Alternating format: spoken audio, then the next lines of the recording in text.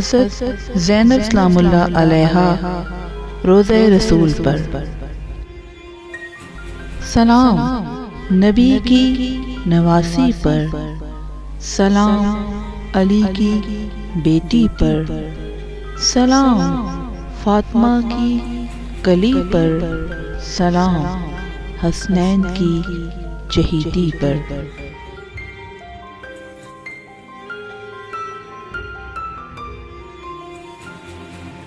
مدینہ سے کربلا امام حسین علیہ السلام کے ساتھ سفر کرنے والی آپ کی بہن ثانیہ زہرا حضرت زینب سلام اللہ علیہا جب کوفہ و شام سے واپس ہو کر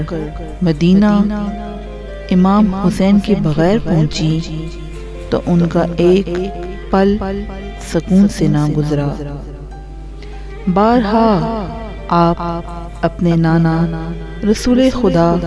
حضرت محمد صلی اللہ علیہ وآلہ وسلم کے روضے پر حاضر ہوئیں اور اپنے مظلوم بھائی کو بہت روئیں۔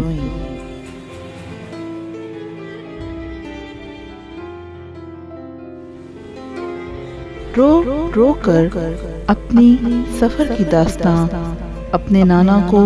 سنائی کہ کیسے کیسے ظلم ہوئے، کیسا اہتمام ہوا مدینے سے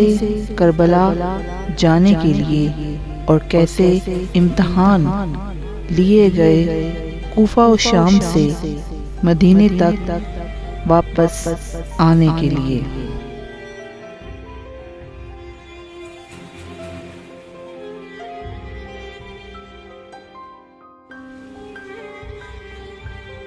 رسول اللہ حضرت محمد صلی اللہ علیہ وآلہ وسلم کے روضے پر آپ جب بھی گئیں کچھ کہہ نہ سکیں، فقط روئیں۔ مگر جب روتے روتے کبھی آپ نے لب کشائی کی تو دل و جگر کے ٹکڑوں کو کربلا میں بھوکا پیاسا مارا جانا ثانیہ زہرا کو 8 آنسو رلاتا رہا۔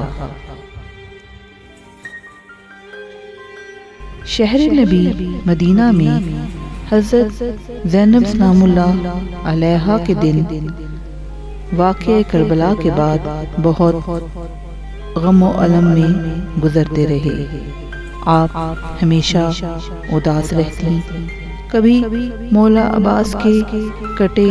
شانوں کو یاد کر کے، کبھی علی اکبر کے لگی برچھی کے پھل کو، اور کبھی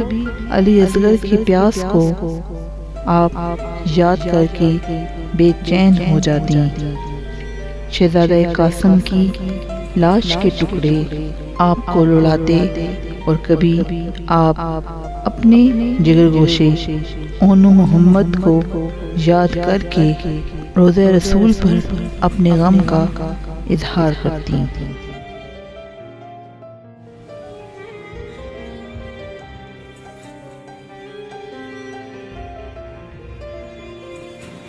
یہ تمام منظر اور ان سے وابستہ آپ پر ڈھائے جانے والا ظلم، مصائب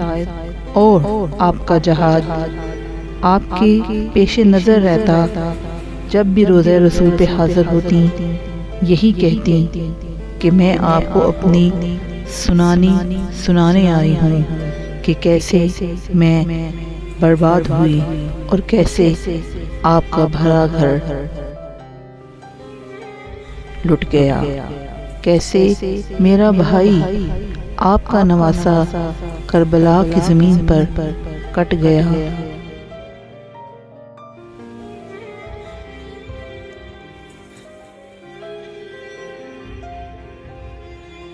اور کس طرح سے لوگوں نے آوازیں کسیں اور آپ کی عطرت کی بے توقیری، بے قدری کی۔